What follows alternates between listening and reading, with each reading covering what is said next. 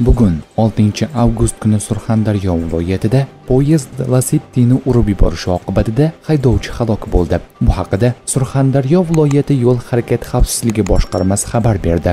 Qayd etilishicha, voqea soat 12:40larda Qumqo'rg'on tumani Joziba mahallasi hududidan o'tuvchi 4H1591 avtomobil yo'lida sodir bo'lgan. 24 yoshli haydovchi Lacetti rusumli avtomobilda Qumqo'rg'on Yelbayon temir yo'l bekati oralig'ida temir yo'l kesishmasida o'rnatilgan ogohlantiruvchi svetoforning taqiqlovchi ishorasiga bo'ysunmay harakatni davom ettirgan vaqtida shu yo'nalishdan harakatlanib kelayotgan Sara Osiyo Termiz yo'lovchi poyezdi bilan to'qnashgan.